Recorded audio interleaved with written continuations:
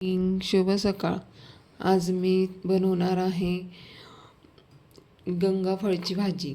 आता आमच्याकडे गंगाफळ पण म्हणतात आणि काही काही ठिकाणी मग काशीफळ म्हणतात, काही ठिकाणी तांबडा भोपळा म्हणतात, काही ठिकाणी लाल भोपळा म्हणतात.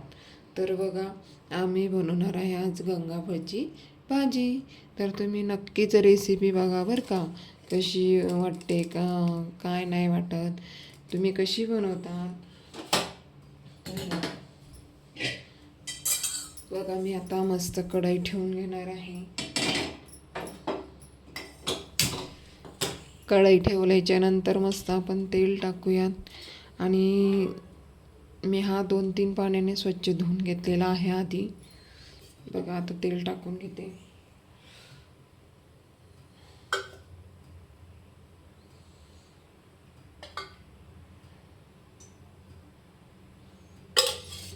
डाळ भात सोबत पण खूप छान लागते ही भाजी आणि अशी भाजी चपाती पण टिफिनसाठी पण चांगली आहे.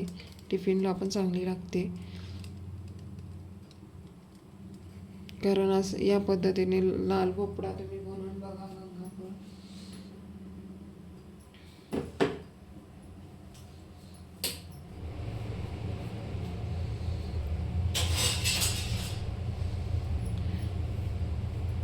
तर बघा, काही काहींना माहीत नसतं, काही काही गंगाफळाचं ते बनवतात, त्याला हां लाल भोपळा बनवतात. सॉरी, लाल भोपळ्याचं ते वडे असतात ना, गूळ वगैरे टाकून ते वडे करतात. काही काहींना भाजी माहीत नाही.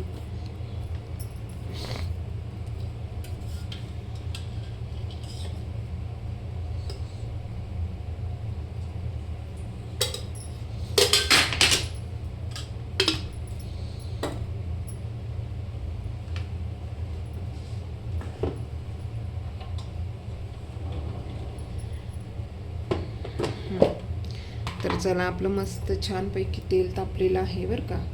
आपण आता मस्त जिरे आणि मोहरी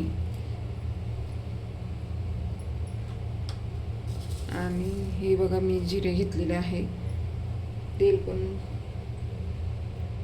तापून झालेलं आहे बघा.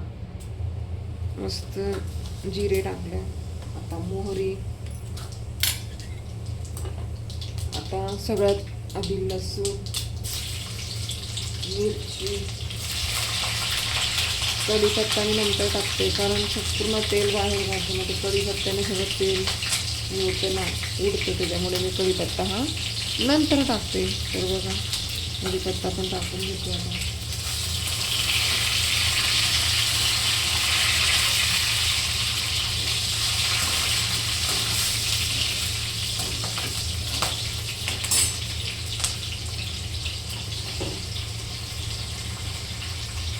साधी आणि सोपी भाजी बरं का गंगाफळची, कारण ना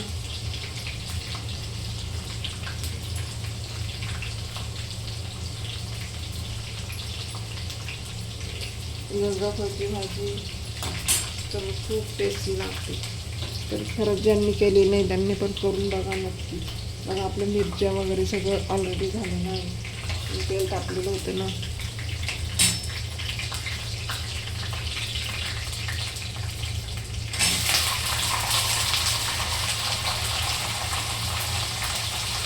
आता वांगा पण मी टाकून घेतलेला आहे.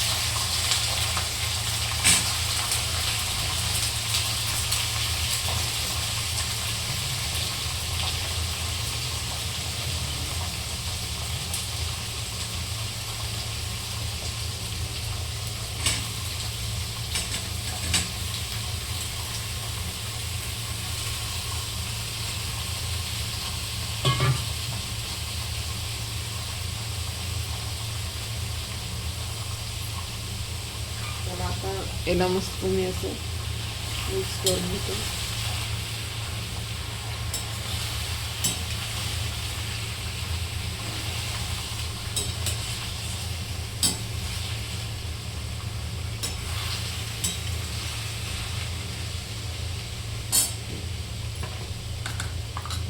त्याला आपण आता चवीचं मीठ आणि महत्त्वाचं मीठ टाकून घेऊया. काय म्हटली मी, चवीचं मीठ आणि महत्त्वाचं मीठ टाकून घ्या. चला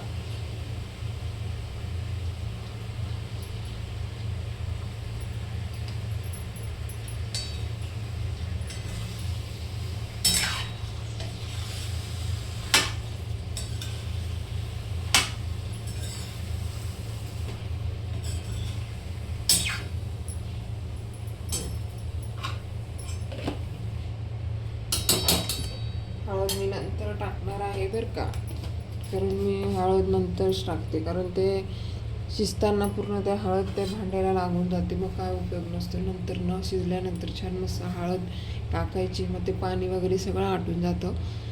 तर मग आपण हळद टाकली, मस्त हलवून घ्यायचं आणि थोडी वाफू द्यायची, होऊन जाते भाजी. तेव्हा पण मी लगेच हळद टाकत नाही. तर आता मीठ वगैरे टाकून झालेलं आहे, आता तिला छान वाफवून घेऊयात.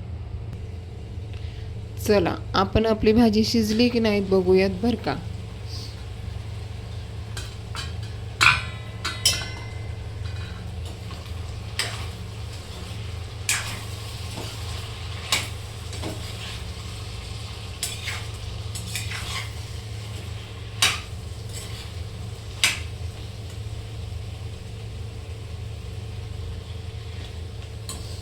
बघा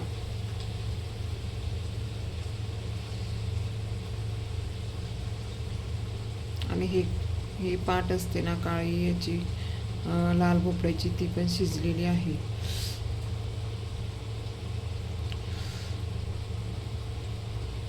हे बघा, हे बघा शिजलेली आहे.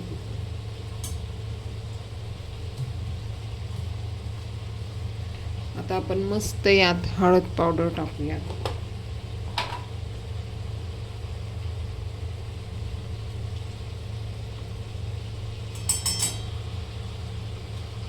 आणि थोडीशी धना पावडर. आपल्या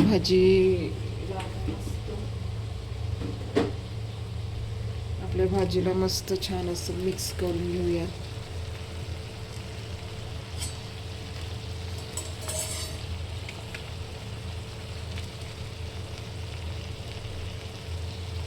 तर बघा